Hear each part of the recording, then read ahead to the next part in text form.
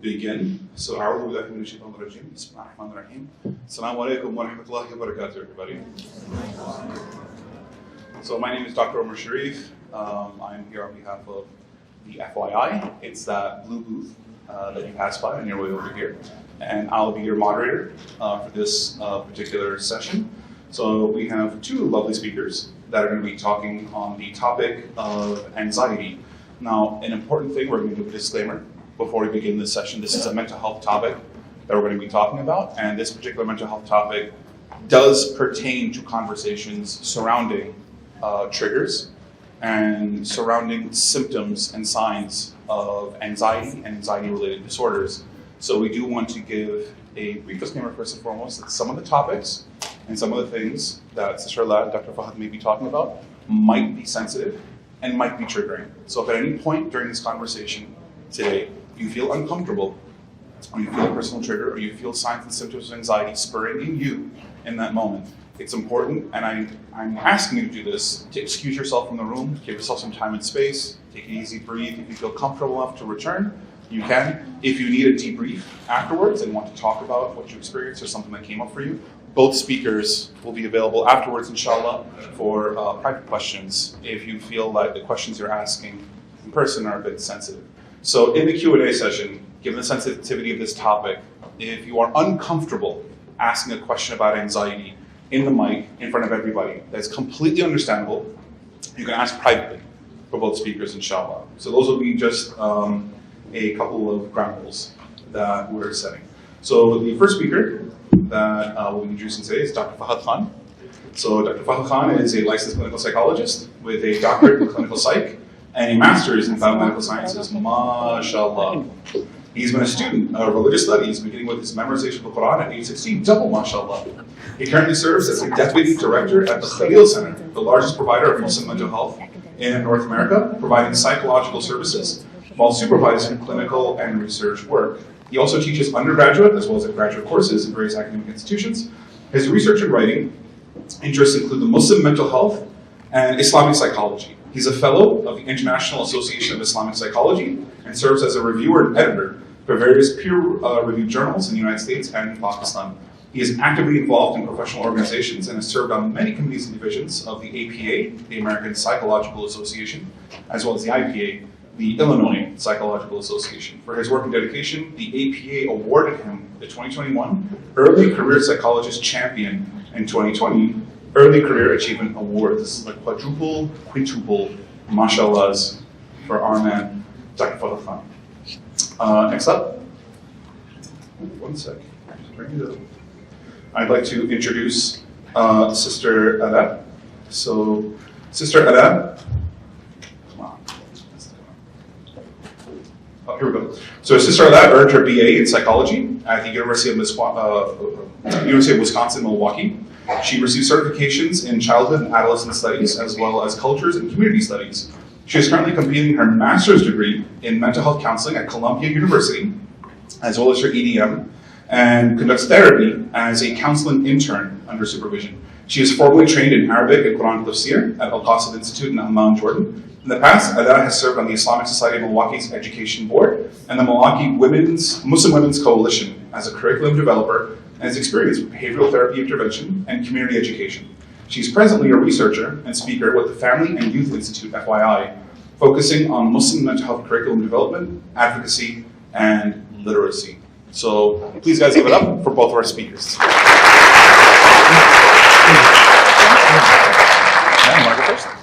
Okay. Assalamu alaikum, everyone. Salam. So before we actually dive into the topic, I would actually like to ask everyone to take a deep breath with me. And the way that we're going to take this deep breath is 4 counts, breathing in through your nose, hold for 4 counts, and then breathe out through your mouth for 4 counts, and then hold for 4 counts. We'll do it together, and we'll do it 3 times. So breathing in, 1, 2, 3, 4, hold, 1, 2, 3, 4. Breathe out through your mouth, 1, 2, 3, 4. And that's a deep blowing out. Hold for 4. 1, 2, 3, 4. Let's do that again. Breathe in through your nose.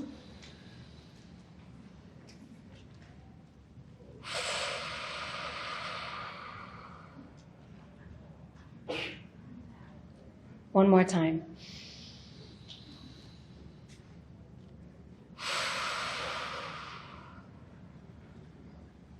Now, it's not often that you pause to actually watch your breath or count your breath, right? This is something that happens automatically. But what this small breathing exercise did was prove the way that our mind and our body works together. And so today we're going to talk about anxiety. And anxiety affects the way the mind and the body work. And anxiety has its effects on the mind and the body.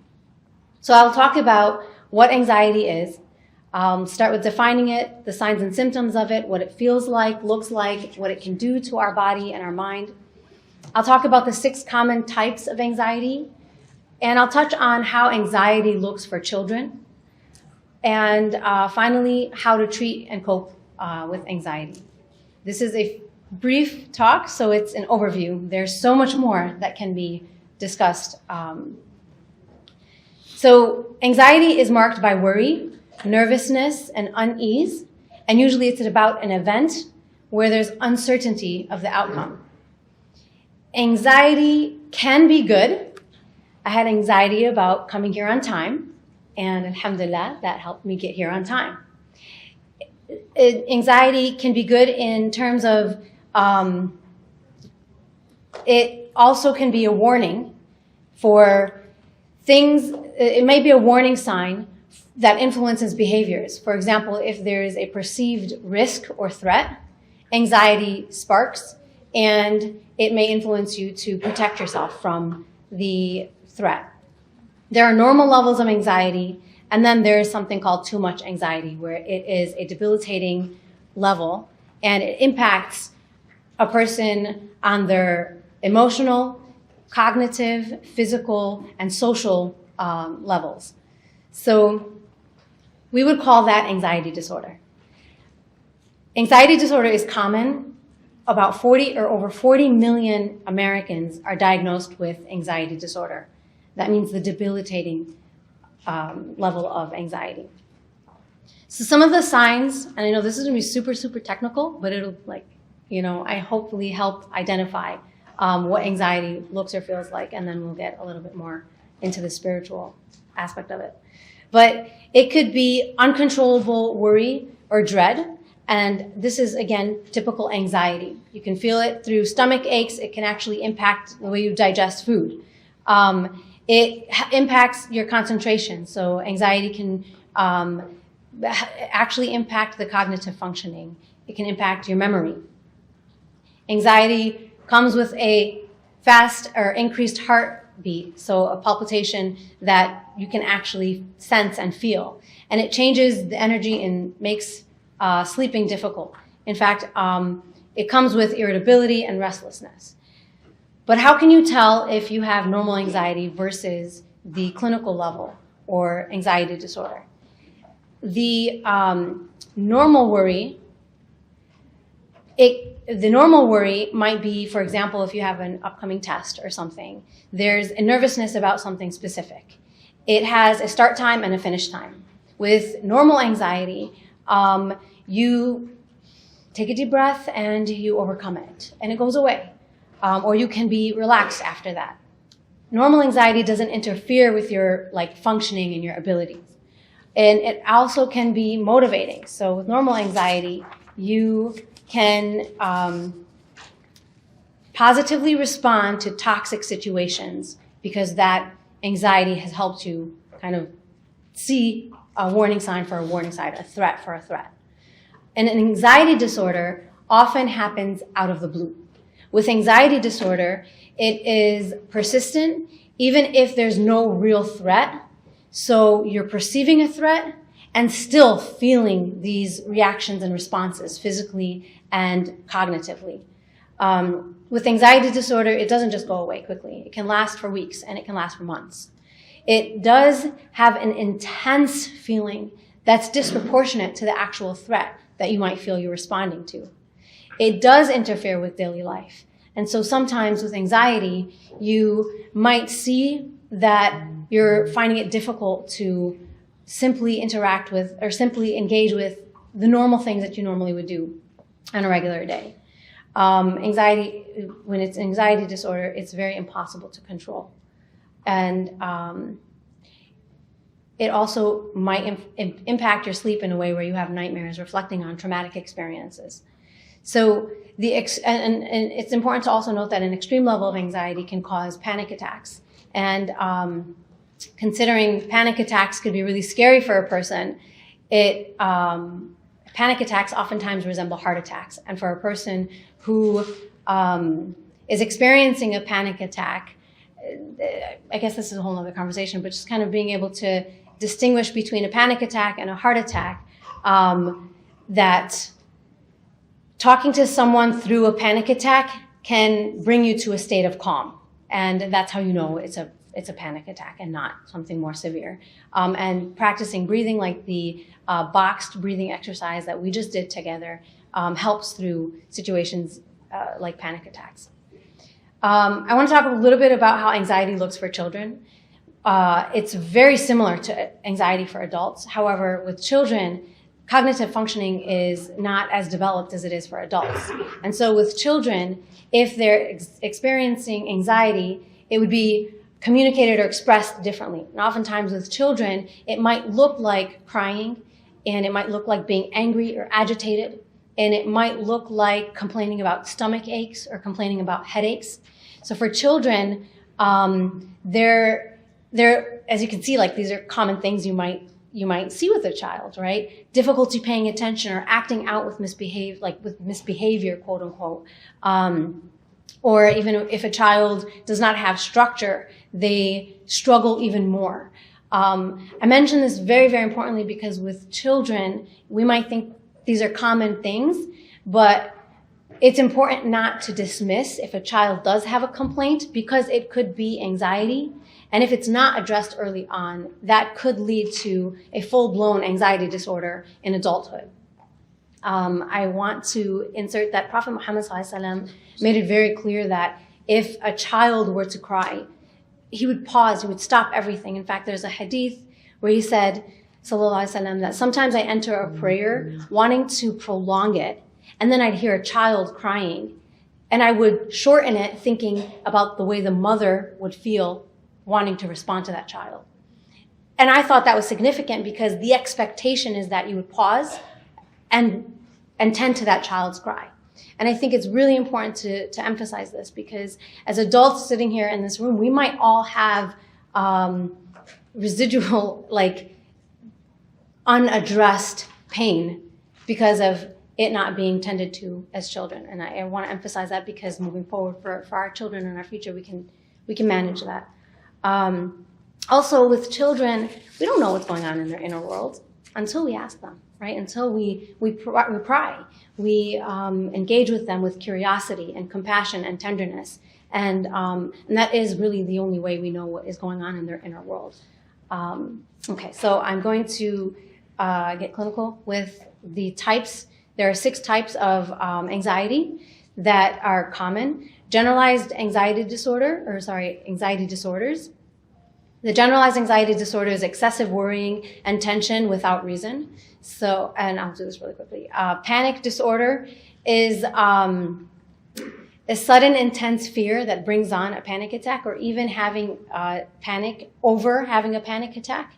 A specific phobia, which some of us might be familiar with, like being afraid of something specific, being afraid of spiders, and then avoiding that situation because of that fear. Separation anxiety disorder is something that occurs when a person close to you has gone away. And oftentimes we attribute that to only babies, but it can happen in adulthood as well.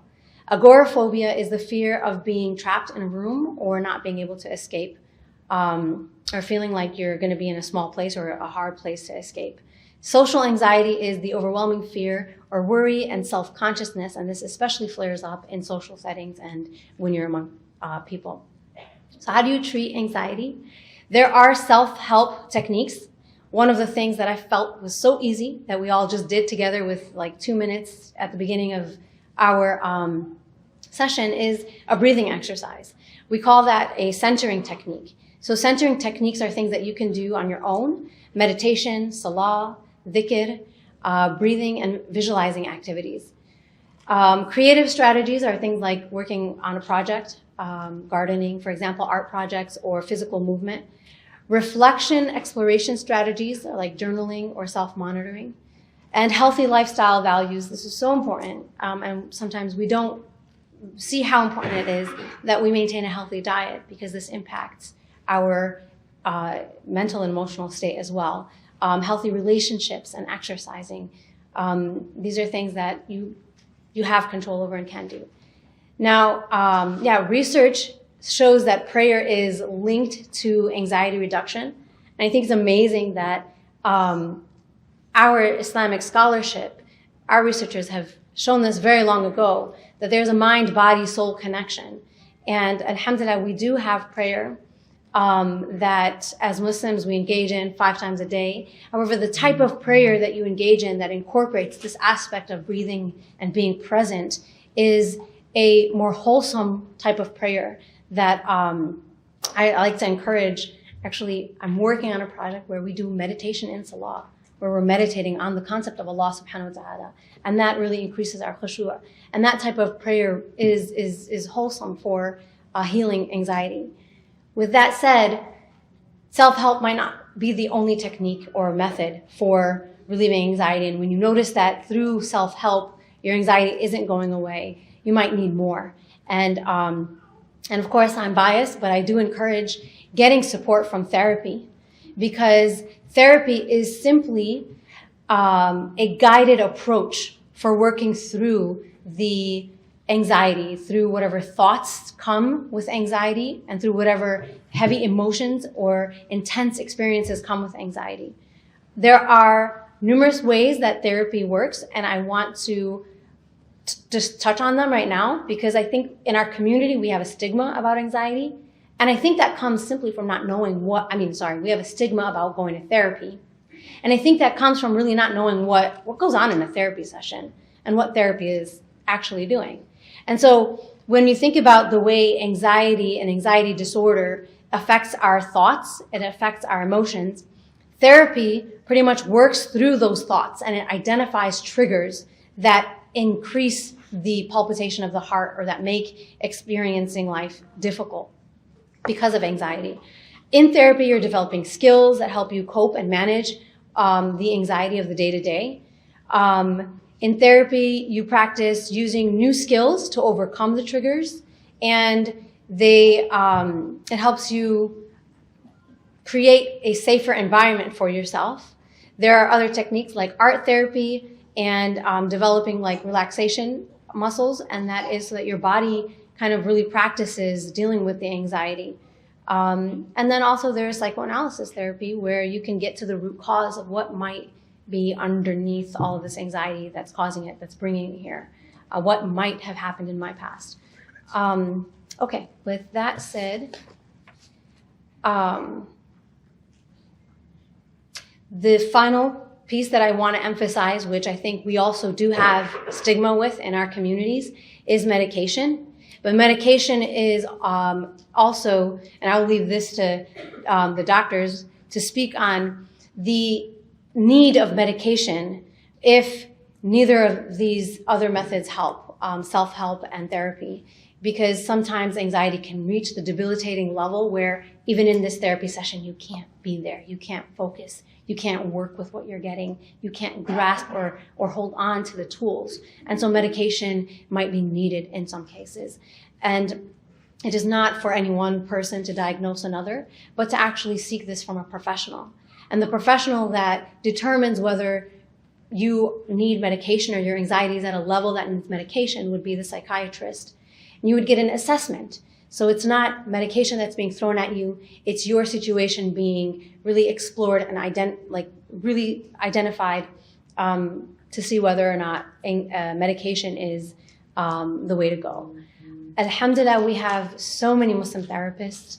I myself don't see a Muslim therapist. My therapist is a male Jewish man, and I still experience great therapy, alhamdulillah.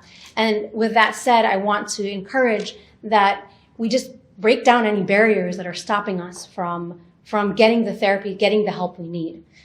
Early intervention is key. And the moment you feel yourself limiting your own life or feeling limited because of the intense anxiety, that's the moment you get the help. It's not after life has already reached a downfall and you're at what we call oftentimes, like, we always talk about hitting rock bottom. Well, why do we wait to hit rock bottom to get help? Of course, I am biased. This is my field, but it is my field for a reason. I've witnessed the struggles in our Muslim communities. I've witnessed that we struggle silently. And for that reason, I wanted to explore professionally helping our Muslim communities using the tools and the resources backed up by science and backed up by our religion. So if anyone is experiencing anxiety or know someone that's experiencing anxiety disorder, I would encourage that you encourage them to get help or get help yourself. And if we're all here if you want help finding a therapist in your area. With that said, we'll pass it on to the spiritual interventions of anxiety.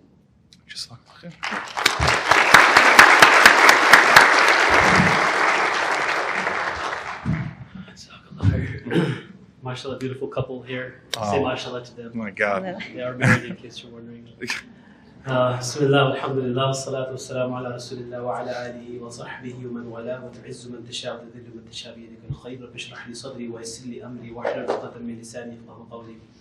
I'm glad you ended with I'm unbiased as a clinician, because I was going to do something the opposite of what you just did.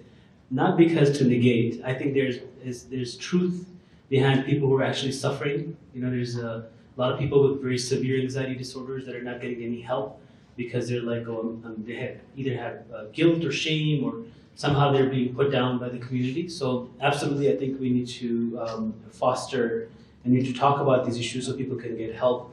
But I also want to talk about, what is our existence, and how do we look at our existence, and how do the scholars look at our existence?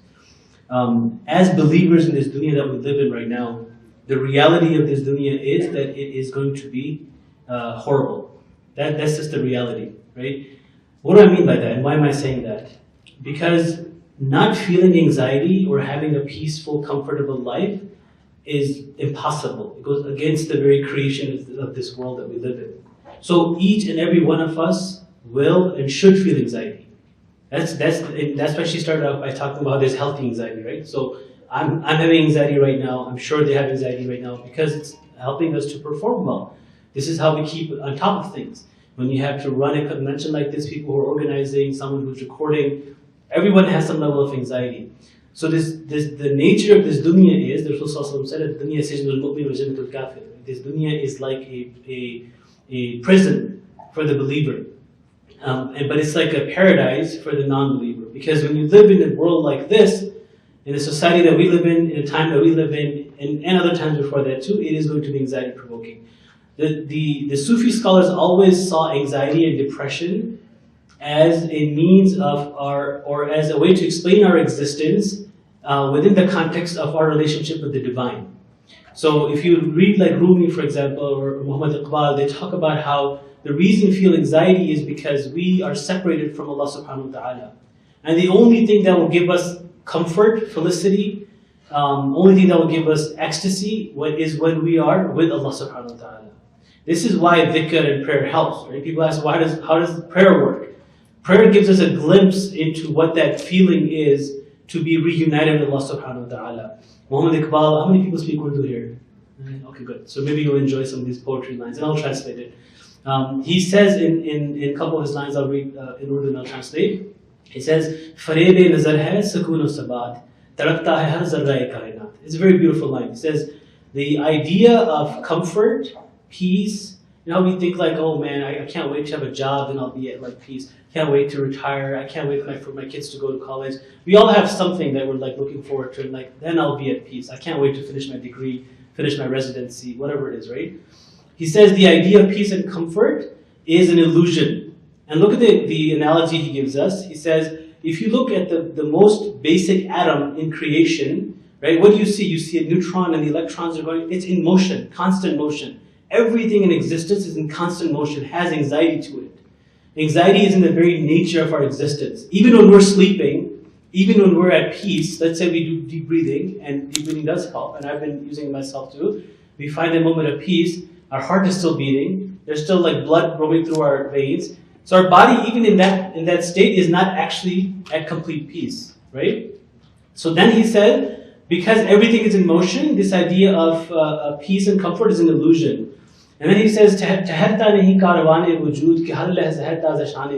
is a beautiful line too. He says, the caravan of life never stops. Because every moment there's new life. Every moment your life is renewing itself. Every moment we're a different individual.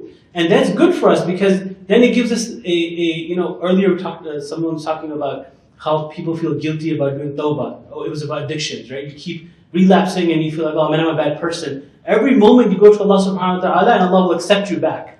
Because your life is renewing itself. And then the last thing he says, Samajhta hai tu raz hai zindagi, faqat zoke parwaz hai zindagi. You think life is some big mystery? No, it's only to keep soaring high, keep flying, keep going, keep struggling. That struggle that we feel is completely normal to our existence. And that struggle is not going to ultimately end until we're with Allah subhanahu wa ta'ala. However, for some people it gets really out of control, like what Sister Allah was saying, right? For some people, they can't even get out of the house. They can't even take care of themselves. They can't go to school. They can't go to class. And there's this struggle that's ongoing. There's anxiety that's always there. So one thing I will always suggest to my clients when I work with them, if it's too much out of control, we have medications. We utilize the medications as needed. We work through the anxiety. One preventative way that I always tell people is to, especially raising children. A lot of people here either have kids or you were raised in a household. If there's stress in the family, that stress is going to go to the child. A little kid cannot tell. If you ever watch little kids, as soon as there's loud voices, as soon as people are speaking loudly, they get upset about something. It begins to affect them physically. So be mindful of that. But ultimately, what do we have to do? What do we do when you have fear? Right? If somebody has fear of heights, let's say, or fear of public speaking. Right? If you have fear of public speaking, which is a form of anxiety, how do you treat it? What do you think you should do? Do public speaking. Right? So you face that which is causing you anxiety. You can ask any psychologist, anyone with a mental health degree, they will tell you the same thing. The way to overcome anxiety, the way to overcome any of these issues, including people who have that severe OCD, they're washing their hands again and again because they think their hands are dirty, is to face that which causes you anxiety. That helps people overcome it. It doesn't make it go away completely, but it helps you overcome it. So the answer to the question is, like, if I have public speaking issue or if I can't leave my house because I think the COVID is still out there. COVID had an upsurge in anxiety because people are like, oh my God, these are real. I can't go to somebody. I can't shake hands. I gotta wash my hands. And there's truth behind it. But the way you overcome that is you expose yourself. I'm not saying go to somebody with COVID and say, sneeze on me. I need some exposure therapy. But try to push yourself a little bit so that we can go out and we can experience that uneasiness. And when that experience comes through, then people become resilient. Then they become stronger. If I go to the gym, which I don't, do you go to the gym? I think you do. Right? In order for people to build muscles, what do we have to do? They have to keep going, right? Like if I'm benching 100, whatever, I don't bench, so bad analogy, I suppose. And I keep benching the same weight every week. Is that going to build my muscles? No. Right? The only way I can build is if I bench a little bit more. And guess what? If you bench a little bit more, your body's going to be in pain. You have to come back, maybe rest a little bit, but then you go back in and again. So push ourselves a little bit. This is where therapist comes in. When you go see a therapist, hopefully the therapist will identify what's causing the anxiety, where is it coming from, and then how do we overcome it? How do we take small baby steps? Maybe you don't have to take leaps here. If you have public speaking issues, then the next step wouldn't be to come up on stage and talk to like 200 people. It would be maybe ask a question in the microphone. So you slowly expose yourself to that, the ideal goal. But understand this: there's no such thing as a stress-free, worry-free, anxiety-free life. No matter what they tell you on YouTube, there's no such thing. Because if there was, then this dunya would be then our ultimate place, which is not. Right? Ultimately, ultimate happiness, ultimate comfort is not part of this dunya. Okay, I hope that doesn't sound negative. I'm only trying to say it because I know that sometimes, some of us, myself included, when something small bothers us, we take it to heart and we overthink it again and again. And we have to understand that all of these things are part of life. And ultimately, Allah rewards us, our relationship with Allah. But hey, we're here for you. I'm a licensed clinical psychologist. My sister Ala is also finishing her degree. She's going to be a great therapist, inshallah. But we have to find and I also go see a psychologist every other week. I don't know if she's Jewish or not, but you mentioned Jewish psychologist. I don't know if we're supposed to mention that, but it's been great. It's been a couple of years now. And alhamdulillah, I think everybody can benefit from therapy. Therapy is just a way to go and be yourself and get support that you need. And there's some things that make sense to you and maybe your spouse, and some things that won't make sense to you and your spouse, and you need someone else to talk about it. So inshallah, please seek that help. Jazakallah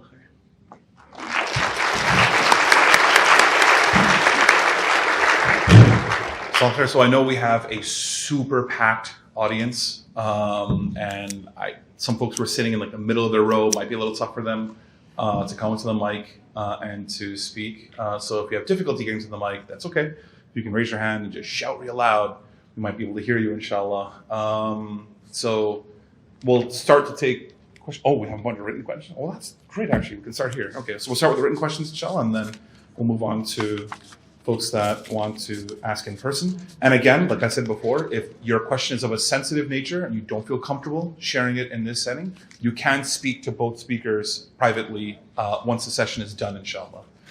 So the first question is, what is a good thing to do to help you not to be scared to be alone or with strangers? To be scared when you're alone with strangers.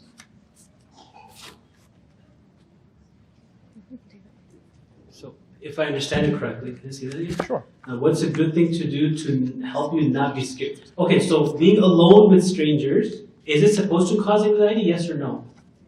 Yes. So there'll always be anxiety, right? Now, assuming there's some reality behind it, right? Like if my 7-year-old is alone with some guy walking on the street, yeah, that's very anxiety-provoking. I don't think he should be.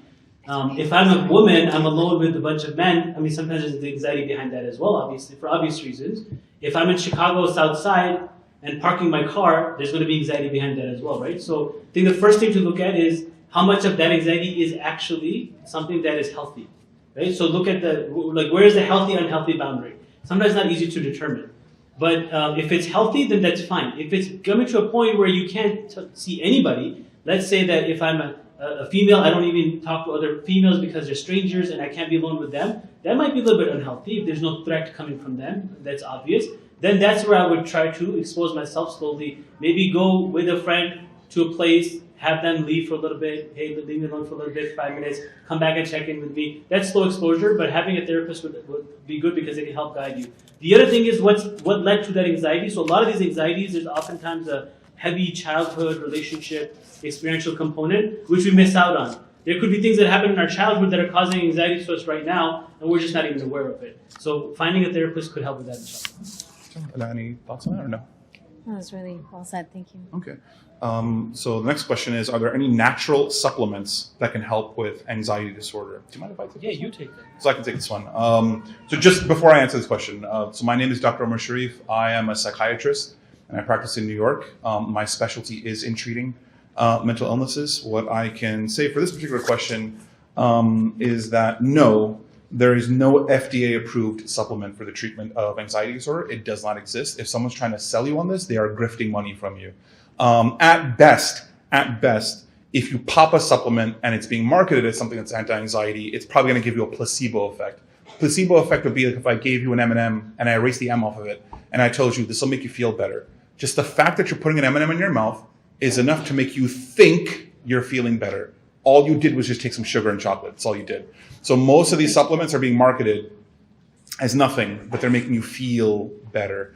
So how do you actually feel better? Just like what Sister Hala and Dr. Fahad said, it's actually seeking proper treatment, professional treatment. So I would not recommend seeking supplements for the treatment of anxiety disorder. What I would recommend is seeking a combination of psychotherapy, therapy, counseling, and if medication is warranted, there are medication options like antidepressant medications, anti-anxiety medications that are available you can take as well. But you would need to seek a professional to see the severity of your anxiety and then what treatment modalities work best, inshallah. So that would be just my 2 cents. Oh, yes, of course. Well, yeah, that's a great point, Dr. Fadl, which I will say, which is, let's put natural supplements to the side, and let's talk about like actual diet that we have. If there's one thing I could definitely say for our Muslim community, we have a super crappy way of treating our diet. We are awful when it comes to this, which means that if you are ingesting a lot of food that is really not good for you and unhealthy for you, yes, this will impact your mental health. This will impact the way you see yourself. This will impact your stress levels, and will also impact your the level of inflammatories in your body and antioxidants in your body, which will then lead to I don't know what to call it. It's not going to lead to direct anxiety, but will put you in a more vulnerable state in which your anxiety threshold lowers. So that's what I will say. So anxiety is more than just, I got the shakes and it's all in my head. It doesn't mean that at all. Anxiety means that you take care of your body physically, take care of your emotions psychologically, take care of your social circle, and then lastly, your spiritual part. All 4 have to be in tandem for you in order to properly receive holistic care for your anxiety, inshallah. So I hope that helps with answering this particular question, inshallah. The next one is, well, this is a good one. What do you do if your parents don't believe in therapy? Oh, you think? This one makes me sad. Yeah. Because it is a reality, right? That we're still in a community, or our community still struggles with the stigma of therapy. And this was one of my reasons for kind of breaking down what happens in therapy. So having a conversation with our parents is important, right? Having a conversation, but also opportunities like this where we learn about what really goes on in therapy.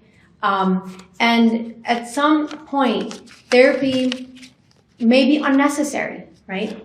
But once you are in this room with a therapist, once you are, even if it's a virtual experience, once you're with a therapist, you're building skills, you're building tools. But you're not just building any skills, and you're not just building any tools. You're building ones that are specifically made for what you're currently experiencing. So in therapy, you're given the opportunity to talk about what you're currently experiencing. It's going to require you knowing having a slight idea that I'm experiencing something that's beyond me and I can't help myself right now. And having that conversation at a basic level with our parents and saying, look, I'm trying to help myself. Can you help me? Has it been easy for you to help me? This is a clear sign that we need to get help from someone who might know better what is going on. And it could start as something simple. We at the FYI have an entire infographic set up. I think we have an entire toolkit of how to have these conversations with your parents, how to approach getting therapy, because sometimes navigating it isn't a very easy process, and who to look for. So we talked about having a therapist versus a psychiatrist. So I do encourage you guys to stop at the table right outside and look at that infographic, sign up for our mailing list because you'll get the information straight to your email. But that's a very important conversation to have. And I think and I hope that conversations like this will continue to help us break that stigma, because getting therapy is not a scary thing and it's not a bad thing. It's getting help from someone who has studied the concept of what might be happening inside and getting help from a professional. Okay. I hope that helped. Just luck with it. So I'm a licensed clinical psychologist. I've done a lot of therapy, I've given and received. My mom has no idea what I do. If you ask her this question, she would not be able to answer. My father, I think, has a little bit of an idea, but I don't think he knows exactly what therapy is. So our parents don't know, right? I think that's just what it is. It's lack of knowledge about what it is. So just educating them can be helpful. It's very difficult to work with elderly. Like I have had children bring their parents. And I have this one uncle came in and said, my daughter brought me here. He's like, I can teach you more about psychology. I said, that's fine. I'm here to learn. Please teach me. But it's hard to work with them. Someone else asked the question, how can I deal with my parents being a huge factor in my anxiety? So, because they're not aware, right? Like I had one couple that the wife was pregnant, and I asked them, I said, do you know if you're stressed and you're bickering and fighting, how much it affects your children? They had no idea. I have to pull up studies to show them that even like as young as 6 months, children can take the stress from their parents. Parents just don't know. Most parents have a good heart. They want to help their children. They want to be the best parents. But we all struggle. It's not easy to be a parent. There's a quote that I heard that stuck with me. It said, if you're going to blame our parents for all the things they did wrong, then give them credit for all the things they did right. So for lack of their ignorance or for ignorance, they're not aware. What I would suggest is having good boundaries. Sometimes we're not aware, we're supposed to treat our parents with kindness. We're supposed to be nice to them. We're supposed to use kind words. But that doesn't mean we can't be assertive, right? Being assertive with a parent doesn't mean you're being disrespectful. Somehow parents will use these things. Oh, if you say no to me, then you're going to hell. No, well, that's not always the case. In certain cases, if it's a good thing, yes. But if it's something else, then you can say no, it's fine. Your parents don't have to dictate whether you go to medical school or not. But they have good reasons to tell you why you should, because it's a safe profession for you to be in, right? So having those healthy boundaries could be helpful, and make dua for them. We overlook that. The other question that was brought to me was, how do you manage anxiety about the day of judgment and the grave, punishment in the grave? So first of all, I'm going to ask the question back to you. Is it normal to feel anxiety about grave punishment and the akhirah? Absolutely. It's healthy anxiety. But for some people, especially people who have OCD, they think about it all the time. I had a client who couldn't sleep for 3-4 days because he kept thinking about that. That's a clinical issue now. Now we have to do some clinical work. But if I'm having anxiety about punishment in the grave, and hopefully it's holding me back from committing sins, I welcome that anxiety. I want that anxiety because that's healthy anxiety. So determine if it's healthy or unhealthy. Jazakallah khair. The next question that we have here is, I live in Chicago, cannot drive. I have chronic depression and anxiety. Can you please recommend a good Muslim woman, doctor, that I can, oh my gosh, so many questions, mashallah, that I can talk to remotely? Yes, inshallah, we can. There is an entire Muslim mental health directory of providers that we know that are, of course, organized by state. So if you are looking for treatment and help and you specifically want to seek a Muslim mental health provider, come to the FYI booth, that blue table right outside, and you can seek them. Also, the FYI.org is the website that you can hit up. And also, Dr. Fahad is representing Khalil Center. Khalil Center specializes in Islamically integrated therapy modalities. So if you're looking for Muslim providers that are going to give you therapy that is aligned with Islamic teachings and rooted in the fundamentals of our deen, Khalil Center is an awesome resource for you. There's also Dr. Rani Awad's Maristan organization, and I believe there's a Cali organization just started, Ayman? Or Ayhan? I forgot the name of it. It starts with a name. It's here. They got a booth also. There's a lot, Ayman, thank you. So there's a lot of Muslim mental health resources that are available for you. Please, please, please reach out and connect to us. If you need to find a provider, talk to any one of us, come to the booth, and we'll give you referrals, inshallah, for that. There's a ton of questions coming in. We might not be able to get to all of them. So if we run out of time and we can't get to your question, or if you have a question that isn't being addressed, please make sure to come speak to us afterwards. If you need our contact information, both speakers will be willing to give you their contact information if you want to ask a question that isn't able to be addressed here in the session, inshallah. I hope, sister, that's okay.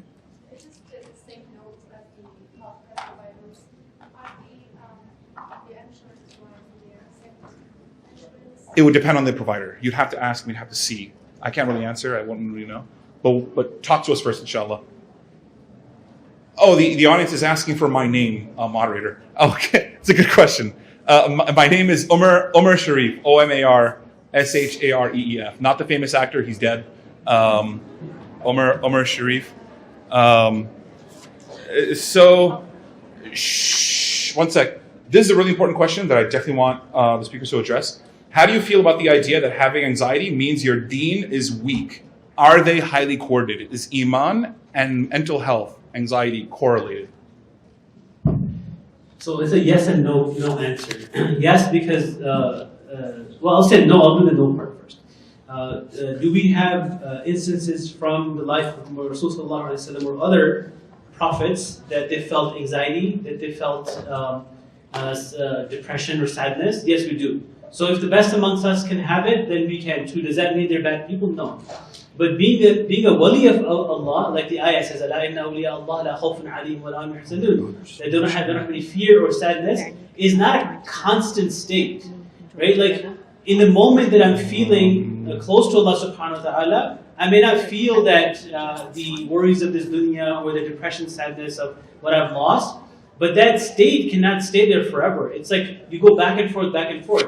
Some people, scholars say, throughout the day, where a believer changes their state changes like 70 times in a day, meaning like many, many times. So when we're feeling close to Allah, in that feeling of ecstasy, interestingly how they're treating depression and anxiety with like psychedelic uses, because it gives them the feeling of ecstasy. It's even though it's pseudo, right? It's not like real, but it takes you away from this dunyavi like tensions and anxieties. But it's not going to be there always. So don't feel guilty if you feel anxiety, because like I said, a lot of people who are very close to Allah, awliya Allah, the Anbiya, they felt these states. They're very human things to feel, but certainly use that closeness to Allah, that time in salah, the time doing dhikr, to bring some level of comfort to us in that moment so that we can overcome some of these obstacles. Thank you, Anna. Go ahead. Yeah, I actually just want to mention that sometimes we have anxiety about deen, and that is an important thing to consider. Anxiety doesn't make you weak in faith. Anxiety is something that your body and your mind are responding to a situation with. So, it may be that we just need to use, and we may use deen, and we may use the resources of the tools of working through these thoughts to help that anxiety. Okay. So there was another question. Okay, how can we manage frequent panic attacks, or how to deal with panic attacks if they're happening? I think it's really important to recognize if it is a panic attack and you're able to do something like the breathing exercise that we practiced, or meditation, put yourself in prayer and sit and kind of breathe through it, find someone to help you kind of breathe through it, talk through it, and if that does not help, getting therapy for panic attacks will help you understand why these panic attacks continue to occur, especially if these panic attacks are occurring spontaneously or randomly. It is very important to know that this might be a place where you want someone else to help you explore what's triggering these panic attacks and what other tools might be working if the basic breathing techniques are not working. I hope that helped. Got it. So the next question is, what do you do if anxiety causes you to dissociate? So dissociation is a clinical term that means that you're in a state of anxiety that is so high that the things around you don't feel like they're real. It almost feels like it's fake. It's like simulated around you. Or it causes you to depersonalize. Depersonalize is a feeling where, the best way to describe it is, you ever see Doctor Strange, the Marvel movie, where the lady smacks Doctor Strange and he floats outside of his own body and he's like looking at himself? So like, yeah, it's a cool CGI effect, but the actual like impact on someone's mental health is that you depersonalize. It's almost like you drift outside your own body and you're looking at yourself from a third person perspective. Dissociation and depersonalization are key symptoms of trauma, specifically trauma. There is a deep rooted trauma that you have, and these are symptoms of that trauma coming out. I don't know where specifically or how. This is something that you need to explore in therapy, and this is something you'd have to have a professional explore with you. So if you are experiencing these symptoms, depersonalization, derealization, this usually indicates that you either have a very severe, moderate to severe anxiety, and there is a significant trauma history that you need to address. So I hope, inshallah, that helps to answer that particular question. There's a lot you guys are throwing at us, mashallah. Yeah, how are we on time, actually? Oh man, we're actually over time. All right, so there's still like a ton of questions here. We are going to conclude the session, inshallah. So if your question was not answered, or you need our contact information and want to connect with us, we're going to be here, inshallah, for just a bit, and then we're going to head out to the FYI table, the blue booth outside of the room. So jazakallah khair, thank you all so much for this session.